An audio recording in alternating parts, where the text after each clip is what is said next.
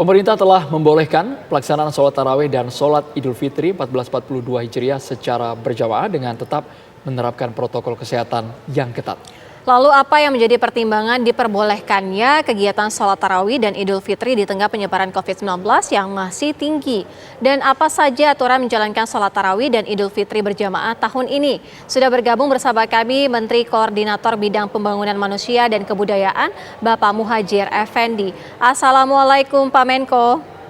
Waalaikumsalam, Mbak Tira, Mas Andrew. Pak Menko, sejauh ini apa yang menjadi pertimbangan pemerintah memperbolehkan kembali sholat tarawih dan juga sholat Idul Fitri?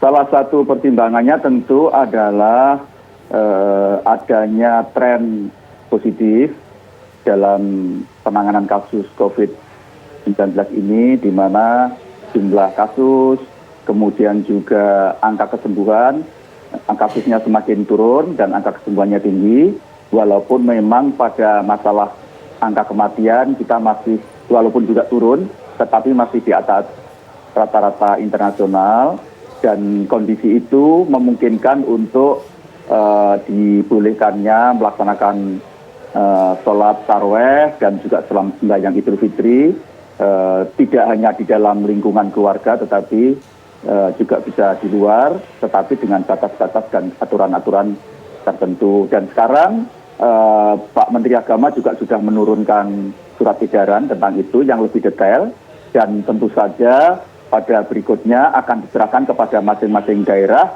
untuk memutuskan seperti apa dan bagaimana pelaksanaan ibadah Ramadan maupun sholat Idul Fitri nanti. Tentu saja juga mempertimbangkan kondisi spesifik, kondisi khusus yang ada di masing-masing daerah. Pak Menko, kami ingin tahu aturan pelaksanaannya seperti apa, karena ada wilayah yang masih dianggap zona merah, ada juga wilayah yang sudah kategori zona hijau. Kan sekarang ini yang berlaku kan pembatasan mikro, ya. Pembatasan mikro, dan kemudian status zona pun juga dibikin kecil, ya, berskala mikro. Sehingga memang masing-masing daerah harus betul-betul memiliki peta yang lebih detail dan lebih rinci, sehingga nanti kalau memang ada kasus, misalnya ada wilayah mikro tertentu yang zona merah, tentu saja pemerintah daerah harus mengambil keputusan yang tegas, mungkin di tempat itu tidak boleh diselenggarakan ibadah tarawih itu atau ibadah yang lain. Tetapi untuk wilayah-wilayah yang zonanya kuning, apalagi hijau, maka pelaksanaan ibadah ini bisa dilaksanakan, tapi dengan catatan seperti ketentuan-ketentuan yang sudah ditetapkan oleh Pak Menteri Agama, dan tentu saja juga akan meminta pertimbangan keputusan dari Satgas COVID setempat.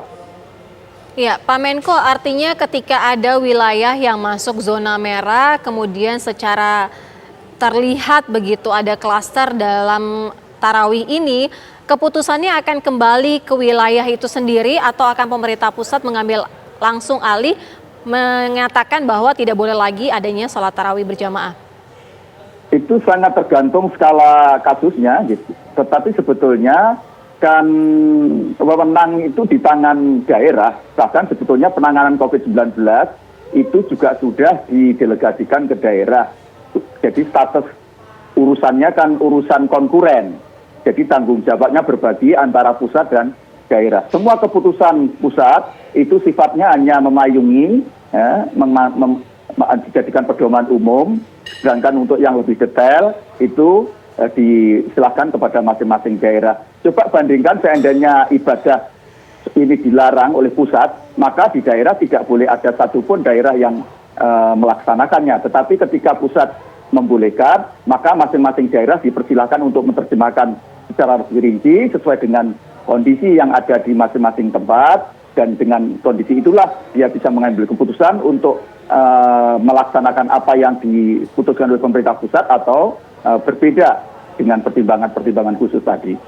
Pak Menko, ini kan aturan sudah ada, namun kenyataan di lapangan kadang sering berbeda. Pengawasannya bagaimana, Pak Muhadjir, ke depannya? Sebetulnya kita berusaha untuk menghindari pentingnya pengawasan, karena pengawasan pasti tidak mungkin dilaksanakan terus-menerus, kemudian tenaganya juga tidak tersedia, apalagi juga masalah berkaitan dengan masalah pembiayaan. maka sebaiknya masing-masing jamaah, masing-masing komunitas mengawasi dirinya masing-masing. Mereka lah yang bisa dengan arif, dengan bijak membuat pertimbangan khusus, apakah bisa melaksanakan ibadah secara terbuka tersebut atau tidak.